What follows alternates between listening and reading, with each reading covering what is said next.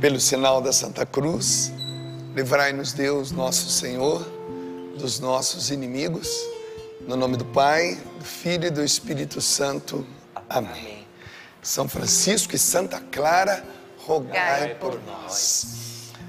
A palavra de Deus então se encontra hoje para nós em Lucas capítulo 5, versículos de 1 a 6, que vai falar sobre a pesca milagrosa. A primeira, são duas. Uma no capítulo número 5, a gente pode encontrar aqui em Lucas.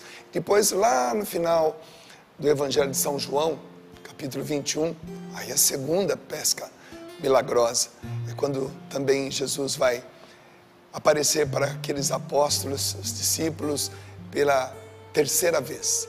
Mas a primeira pesca milagrosa, ela é muito importante, porque ela marca também o dia do chamamento de Pedro.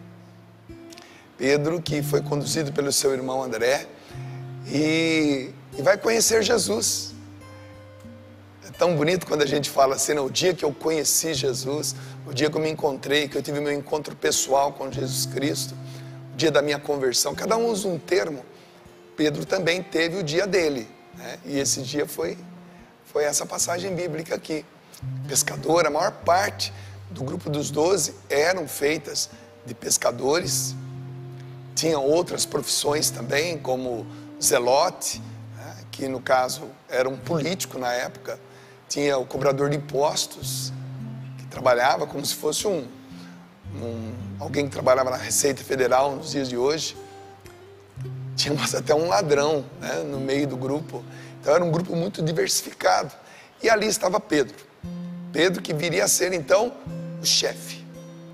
Naquela noite, eles tinham tentado pescar, eles precisavam pescar. Eles precisavam pescar para poder sobreviver, para poder pagar o imposto, do qual inclusive o Levi, depois sendo chamado de Mateus, era o cobrador dos impostos, que viria também fazer parte do grupo.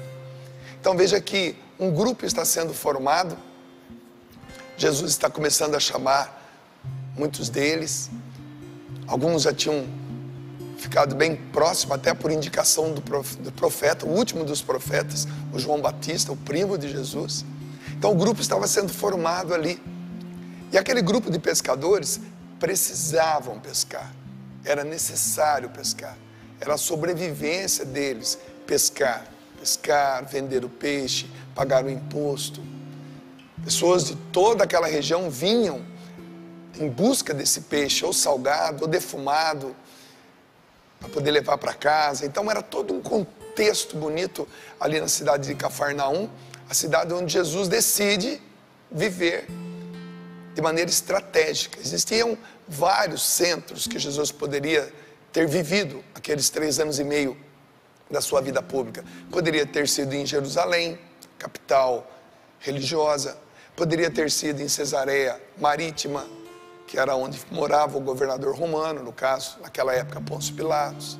Poderia ser na capital, digamos assim, a capital pagã, que era Cesareia de Filipe, extremo norte do país, já com a fronteira com a Líbia, com a Síria, com o Líbano, tá? Com o Líbano, com a Síria. Mas Jesus escolheu ali em Cafarnaum, lugar onde ele, no seu coração, já tinha escolhido muitos. E essa passagem tem uma frase, que é a frase que pode ficar sendo a frase para o nosso dia de hoje. Nós vamos descobri-la dentro desses 6 versículos, que diz assim: estando Jesus um dia à margem do lago de Genezaré, o povo se comprimia em redor dele para ouvir a palavra de Deus. Vendo 2 barcas estacionadas à beira do lago, pois os pescadores haviam descido delas para consertar as redes, subiu a uma das barcas, que era de Simão, e pediu-lhe que afastasse um pouco da terra, e sentado ensinava da barca ao povo. Quando acabou de falar, disse a Simão: faze-te ao largo e lançai as vossas redes para pescar. Simão respondeu-lhe: Mestre, trabalhamos a noite inteira e nada apanhamos. Mas, por causa da tua palavra, lançarei a rede. Feito isso, apanharam peixes em tanta quantidade que a rede se lhes rompia. Palavra da salvação. Glória a vós, Senhor. Meus irmãos, essa palavra ela é cheia de detalhes. Cheia de detalhes. Primeiro que aqueles homens tinham trabalhado a noite toda. Volto a dizer, eles não pescavam por esporte, como muitas pessoas hoje pescam por esporte, até para levar 2, 3 peixes para casa, para comer aquilo que pescou, mas hoje é muito mais um lazer, com exceção, é claro, daqueles que têm isso ainda como emprego, né? Os peixes que nós comemos, comprados nas peixarias, nos mercados, esses sim, são pescados por profissionais, trabalhadores da pesca. Mas muitos de nós temos a pesca esportiva, temos o lazer, estou nervoso, vou pescar. Então, para nós que não vivemos da pesca, para nós é um lazer. Para aqueles homens, era uma necessidade. Eles tinham que pescar. Se não pescasse, eles não vendiam. Se não vendiam, eles não comiam. E se pescasse e vendesse, tinham que pagar o imposto. E ali estava Mateus, de olho. Quantos eles pescavam, quantos quilos, quantas unidades, enfim. O fato é que naquela noite eles não pescaram absolutamente nada. Ao voltarem, e a gente pode usar a nossa imaginação, eles estavam desanimados e decidiram fazer uma coisa: consertar as redes. Eu já dou uma paradinha aí, porque muitos de nós não estamos pescando, simplesmente porque nossas redes estão com avarias, estão estragadas, estão com furos. Jogamos as redes, os peixes passam pelos furos, nossa ferramenta de trabalho não está boa. Muitas vezes queremos pescar um filho, pescar um amigo, pescar o povo, jogamos a rede, mas os peixes se escapam. É necessário parar, é necessário consertar as redes, é necessário sentar com a esposa, ter um diálogo, é necessário fazer uma revisão de vida, é necessário voltar a rezar, é necessário voltar a ter uma vida sacramental um pouquinho mais apurada, confissão em dia, Eucaristia uma vez por semana, ou mais dias, se possível, um terço, uma novena, um grupo de oração, uma adoração. É necessário, essas coisas elas consertam as possíveis redes que vamos lançar sobre as pessoas. O fato é que aqueles homens estavam ali. O momento era de consertar as redes. E enquanto eles consertavam as redes, aparece Jesus. Veja, Jesus aparece dentro de um contexto muito importante. Eles saíram, tentaram pescar, não pescaram nada, estavam desanimados, estavam consertando as redes quando Jesus aparece novamente. Aparece para pregar a palavra para aquelas pessoas que já estavam amontoando, já queriam ouvi-lo. Tinha despertado nelas um interesse muito grande pela palavra que Jesus trazia, a palavra de um Deus da esperança, de um Deus dos profetas, das profecias, o Messias tão esperado. Eles estavam começando a reconhecer naquele homem o Messias. E ele pede a barca emprestada. Eram 2. Afasta um pouquinho para eu poder falar com esse povo. Pedro ali, falei, tudo bem. Afasta um pouquinho a barca. E Pedro, consertando as redes, não tem como, enquanto conserta a rede, ele também escuta a palavra. Enquanto ele conserta a sua rede, ele escuta Jesus. Ele ouve com atenção. E aqui cabe uma diferenciação entre escutar e ouvir. No dicionário da língua portuguesa, ouvir significa aprender. Escutar significa obedecer. Há uma grande diferença entre simplesmente ouvir e simplesmente escutar. As duas se complementam. Primeiro eu ouço, depois eu escuto. Acho que você se lembra da sua mãe dizendo assim: ouve o que eu falo, leva o guarda-chuva, olha o tempo, vai virar. E você não leva o guarda-chuva. Quando você volta todo molhado, a sua mãe diz assim para você: também você não me escuta? Você tinha que ouvir para aprender, e você tinha que obedecer, ou seja, escutar. Ali ele estava ouvindo, mas de tanto ouvir, ele estava prestes a obedecer, a escutar. E depois que ele ouve a palavra de Deus, ele fica tão encantado com aquele novo pregador aparecendo ali nas margens do mar de Genezaré, ou seja, do mar da Galileia. Ele ouve, ele fica tão impactado com a palavra. E Jesus tem agora uma palavra específica para Pedro. Ele diz para Pedro: vamos mais para o fundo, entra um pouquinho mais na água e jogue a rede mais uma vez. Olha a resposta de Pedro: mestre. Ele reconhece Jesus como mestre da palavra. Da palavra. Mestre, eu já tentei. Eu tentei a noite toda. Não conseguimos nada. Mas, por causa da tua palavra, olha só, por causa da palavra que eu ouvi, por causa da palavra que me impactou, por causa dessa palavra que já começou a mudar a minha vida, por causa da tua palavra, eu vou jogar as redes de novo. Ele ouviu e escutou. Ele aprendeu e obedeceu. Por causa da tua palavra, eu vou jogar as redes mais uma vez.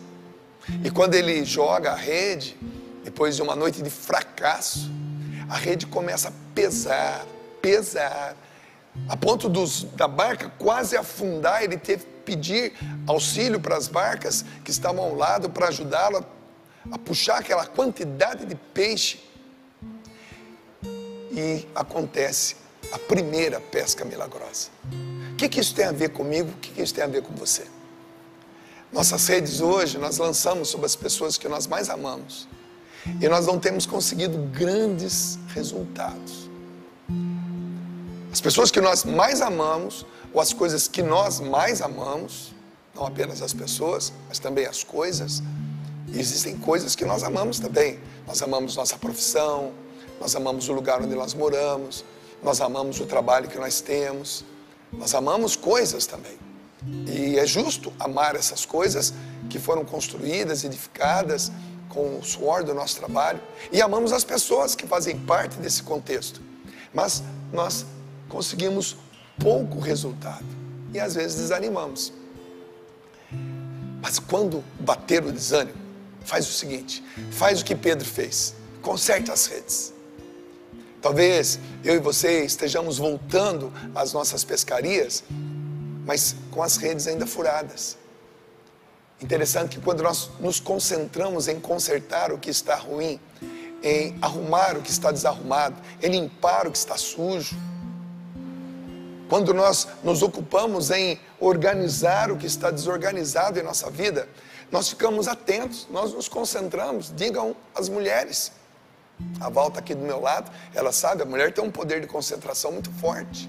Quando ela se dedica a alguma coisa, ela põe foco naquilo, ao mesmo tempo que ela está fazendo, ou seja, um almoço, ou uma costura, ou simplesmente limpando a casa, que é um trabalho do dia a dia, ela não apenas está fazendo aquela função, mas ela está pensando, ela está refletindo, a intuição dela está a mil, ela está chegando a discernimentos profundos enquanto ela faz aquele conserto, enquanto ela tem aquela atividade. Quando nós paramos para consertar as redes, existe um processo de entendimento dentro de nós, existe um processo de discernimento dentro de nós, é um silêncio fecundo.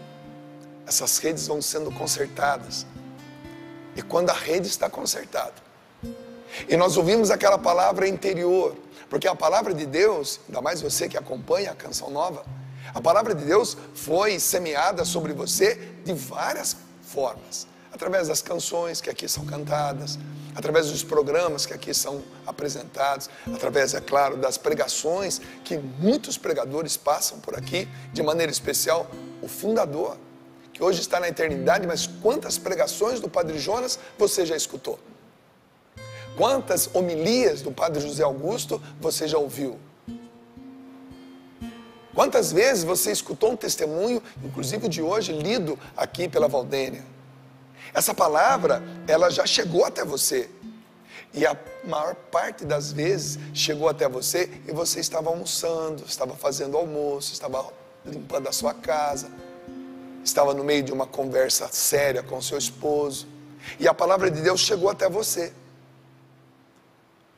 A Barca é o sistema Canção Nova de comunicação. Jesus são esses vários pregadores que passam por aqui.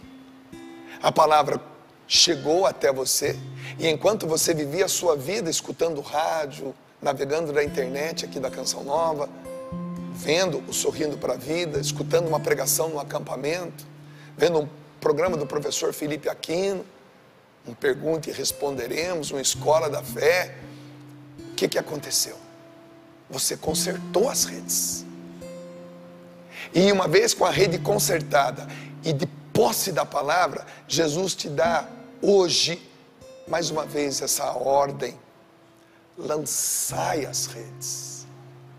Estou falando com você que nesse momento, tirou esse momento do dia pela manhã, e talvez você esteja passando por um momento difícil da tua vida, difícil mesmo. Os problemas, eles só aumentam ao longo da vida, viu gente? Faz 40 anos que eu estou na caminhada. Eu me converti em 1983. E os meus problemas só cresceram desde então. A vida é assim. Quando eu me converti, eu não tinha filhos, eu não era casado, eu era um jovem. Meus problemas eram proporcionais à minha vida de 18 anos. Depois eu me casei aos 23. Com 25 eu fui pai.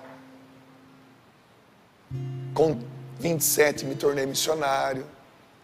Com 30 já tinha 3 filhos. E assim foi. Os filhos eram adolescentes, depois se tornaram jovens, hoje são adultos. Depois eu me tornei sogro, depois eu me tornei avô. E os problemas só foram crescendo. Os problemas são proporcionais ao nosso amadurecimento da fé. Se eu tivesse os problemas de hoje, com a idade de 18, eu não suportaria. E se eu tivesse hoje, com meus 59 anos, com os mesmos problemas de 18 anos, é porque eu não tinha amadurecido. Eu tinha parado no tempo. Então, hoje, com os problemas que eu tenho, com os problemas que você tem, estamos mais uma vez consertando nossas redes e ouvindo a palavra de Deus e prestes a receber mais uma vez essa ordem: lançai as redes. Aí você diz: Dunga, Valdênia, Elias, Cassiano, eu estou tentando a noite inteira. Você não tem noção do que eu estou passando aqui em casa. Você não imagina o que eu estou vivendo na minha vida. Mas, por causa da tua palavra, por causa da palavra que a Canção Nova me dá todos os dias, porque eu não canso de ver vocês, porque eu ligo todo dia e vocês estão aí, e eu sei também que vocês têm problemas, mas por causa da palavra de vocês, que na verdade é a palavra de Deus, eu vou lançar as redes. E hoje é um dia de lançar as redes. Hoje é um dia de você conversar de novo com o teu filho. Hoje é o dia de você conversar de novo com o teu cônjuge, com a tua filha. Hoje é um dia de você tentar mais uma vez a solução daquele problema que se tornou crônico, porque ele é longo, ele vai passar. Virão outros. Assim como outros já se foram, esse também vai. Mas hoje é dia, mais uma vez, de lançar a rede. Mas por causa da tua palavra, eu lançarei as redes. E diz a palavra de Deus que eram tantos peixes, que eles pediram ajuda. E hoje você tem como pedir ajuda para pessoas que navegam, que orbitam ao seu redor, que fazem parte do rol de pessoas que você tem como relacionamento. E você pode pedir ajuda para as pessoas que entendem o seu problema, que entendem a sua luta, que lançam inclusive as redes junto com você. Peça ajuda. Peça ajuda, mas agora você vai pedir ajuda porque você vai recolher tanta graça que você precisa até de ajuda para conseguir as graças, como foram esses dois testemunhos. Um que parou de fumar, que é a coisa mais difícil do mundo, e a outra, que a filha que se mutilava, hoje não perde missa. Você quer graça mais que isso? Tem hora que você pede ajuda para as pessoas porque você está com um problema. Tem hora que você pede ajuda para as pessoas porque é tanta graça que você não consegue suportar sozinha. Você precisa de mais gente para repartir a graça. E esse dia chegou. Esse dia é hoje. E por que eu digo que esse dia é hoje? Porque o dia de ontem não existe mais. Aprendemos isso nessa pedagogia maravilhosa que é o PHN. O dia de ontem não existe mais. O dia de amanhã não está pronto ainda. Eu e você só temos um dia. E esse dia se chama hoje. Hoje é dia de repartir a graça que Deus está derramando na tua vida. Eu quero somente lembrar você de uma outra passagem vivida com os apóstolos, com Jesus, que está lá no Evangelho de São João, no capítulo número 6, especificamente no versículo 68. Esse capítulo número 6 é conhecido como o discurso do pão da vida. A palavra que Jesus lançou naquele dia foi tão dura, tão dura, tão dura, porque ele falava que quem não comesse a carne dele, quem não bebesse o sangue dele, não teria parte com ele. Essa palavra era tão dura, mas era a palavra. Que muitos disseram assim, isso que o senhor está dizendo é muito duro. Quem é que pode suportar uma palavra dessa? Aí Pedro, o mesmo que tinha dito aqui, por causa da tua palavra, eu lançarei as redes. O mesmo Pedro vai dizer o seguinte: a quem iremos, Senhor? Só tu tem palavra de vida eterna. Olha que lindo, gente. A palavra de Deus hoje para nós é essa, e ela tem o poder de gerar em nós a vida eterna. E vida eterna para nós que vivemos o para sempre hoje, porque nós entendemos o para sempre, o tempo que nós vivemos aqui na terra. Quando a gente morre, vivemos a eternidade. Então, você diz para sua esposa, para o seu filho, te amarei para sempre. Esse para sempre é o tempo que a gente vive aqui. Quando terminar esse tempo, viveremos um outro tempo. Aí será a eternidade. Então aqui, essa eternidade, esse gostinho de céu, é exatamente essa vida em abundância, essa vida em plenitude. Só tu tem palavra que gera em mim uma vida plena, uma vida em abundância, uma vida eterna. Porque quando nós enfrentamos os nossos problemas, não adianta, nós temos que ter a palavra de Deus. A palavra de Deus, ela coloca norte, ela divide, ela separa, ela discerne. Me faz lembrar em Hebreus, olha só, eu só até separei para nós aqui, Hebreus 4:12. Agora já é Paulo. Paulo já está falando com aquelas pessoas.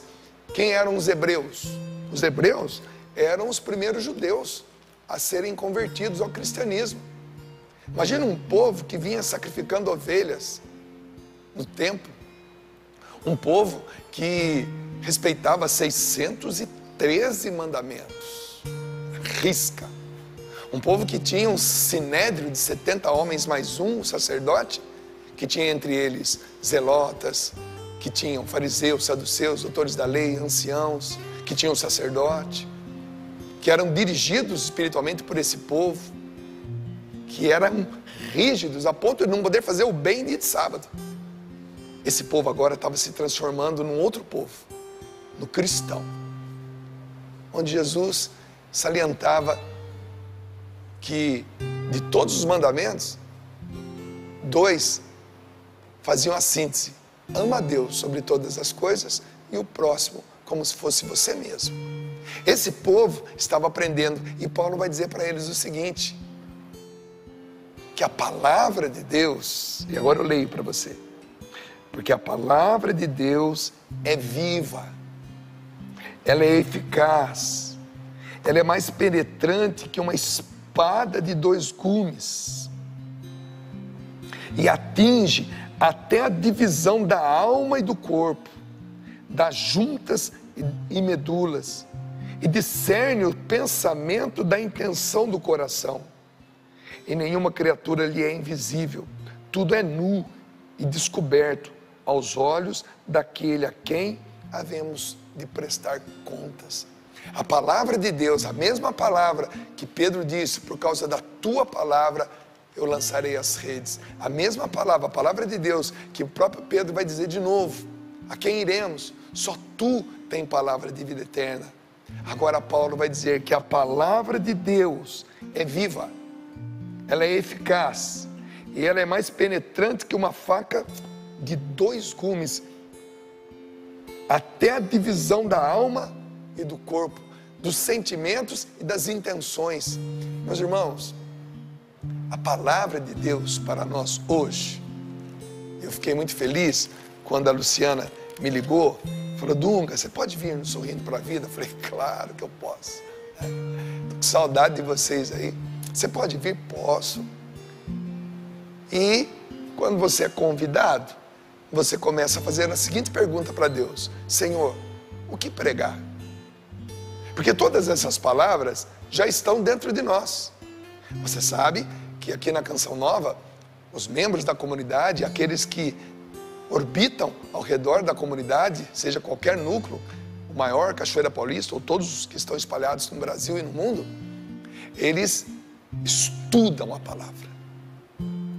A Bíblia foi escrita para você. A Bíblia no meu dia a dia. Essa palavra, ela vai impregnando, ela vai impregnando, ela vai impregnando, vai se tornando vida. Então, se você me chamar para pregar na sua cidade agora, o Padre Jonas sempre dizia, nós devemos ser aquele soldado que dorme dentro da barraca de coturno, mochila, fuzil do lado, está preparado. Ele não vai, se tocar a trombeta para entrar na guerra, ele não vai tomar um banho, passar creme, pentear o cabelo, trocar de roupa, não. Ele já levanta para guerrear. O membro da comunidade Canção Nova, ou aquela pessoa que está ligado à Canção Nova, ela está preparada, porque a palavra está impregnada nela. Porque ela lê a palavra, ela estuda a palavra todos os dias. É por isso que você vê os pregadores aqui, o Márcio Mendes, o Padre Bruno, o Padre Adriano Zandoná, e todos que passam por aqui. A palavra de Deus está impregnada neles. Se você convidá-los para pregar, dá para eles apenas 5 minutinhos, para eles fazerem uma pequena oração, e escolherem, discernirem qual palavra eles vão tirar de dentro da alma para pregar para vocês. Foi assim que o Padre Jonas nos ensinou a ser. Porque a palavra de Deus, ela é viva. Ela está viva dentro de nós. Ela é eficaz dentro de nós. Porque ela não nos deixa dúvida. Só temos que ir até Jesus, porque é Ele que gera em nós a vida eterna. E quando a gente desanima, a gente diz para nós mesmos: mas por causa da tua palavra, eu lançarei a rede mais uma vez. Essa rede, mais uma vez estamos lançando, não apenas sobre você, mas enquanto eu prego para vocês, dentro de mim, dentro do Dunga, já está havendo um discernimento de onde eu lançarei a rede mais uma vez, sobre quem eu lançarei a rede mais uma vez, sobre qual situação eu lançarei a rede mais uma vez. Porque o que a gente não pode deixar de fazer, todo dia, é consertar as redes. Sim, conserta as redes. Existe prazer nisso também. Existe prazer em Pedro, André e todos aqueles que estavam com eles, né? O Pedro, o André, o Tiago, o João e tantos outros que tinham a mesma profissão de pescador. Eles estavam ali consertando as redes. Vamos imaginar, eu e o Cassiano, o Elias, que somos músicos, né? De repente num dia sem show, sem programa, mas de repente a gente tira um tempinho para a gente limpar os cabos dos microfones, e aquele monte de cabo na nossa frente, e a gente com uma estopa na mão, com um produtozinho, fala: hoje nós vamos limpar cabo e enrolar cabo, e a gente ali limpando os cabos, enrolando os cabos, deixando tudo bonitinho. Você pode imaginar a resenha, a conversa, as risadas entre eu, o Elias e o Cassiano? Você pode imaginar que prazeroso isso pode se tornar para nós? É quase que uma oração. é partilha de vida. É o Elias falando do casamento dele, é o Cassiano falando dos filhos dele, da cirurgia que a sua esposa fez recentemente, que eu acompanhei, rezei por ela. Eu falando dos meus dramas, minhas alegrias, das coisas engraçadas que nós já vivemos, inclusive juntos, enquanto enrolamos os cabos, limpamos os cabos. É isso. Quando consertamos as redes, você, sua esposa, você, seus filhos, você, seu sócio, você, seu funcionário, você, seu chefe, você. Enquanto consertamos as redes, que é também uma atitude prazerosa, existe um alto nível de concentração, de lembrança, de recordação da palavra de Deus. E aí, a gente sai daquele momento de novo para lançar as redes. Eu fico imaginando aqui o que você que está acompanhando aqui o Sorrindo para a Vida, sobre quem ou sobre o que você lançará as redes logo após o programa. Enquanto durar o programa, calma. Vem o momento da oração, vem o fechamento do programa, os últimos recadinhos da Valdênia, né? Mas a hora que terminar o Sorrindo para a Vida, sua rede vai ser lançada sobre quem? Sua rede vai ser lançada sobre o quê? Porque por causa da tua palavra, eu lançarei as redes. Meus irmãos, essa é a nossa vida. E por favor, não se iluda. Os problemas sempre existirão. E eles serão maiores a cada ano. Eles serão mais complexos. Mais pessoas dependerão de nós. Nossas decisões impactarão a vida de mais pessoas. Nós precisaremos de mais.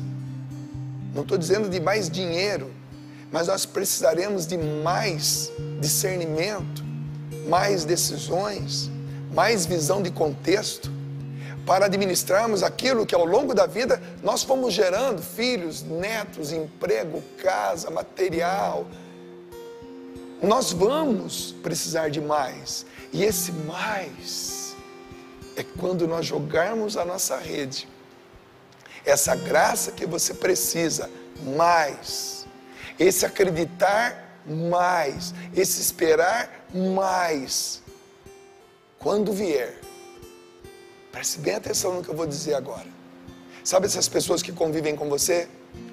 Que fazem parte do seu hall de amizades? No ambiente onde você vive, existem as pessoas que você convive e existem as pessoas que são íntimas. Volto a dizer, no ambiente que você vive, existem as pessoas que você convive e existem as pessoas íntimas. As pessoas mais próximas. Sabe essas pessoas? Você vai ter que chamá-las para te ajudar a puxar a rede. De tanta graça, de tanta bênção. Porque você foi precisando de mais. Não é que você criou a necessidade, é que você viveu. Mais pessoas dependem de você. Mais pessoas precisam de suas decisões. Mais pessoas olham para você e ficam esperando algo de Deus que passa por você. Portanto, o que você pede a Deus hoje é mais do que você pedia no dia da sua conversão.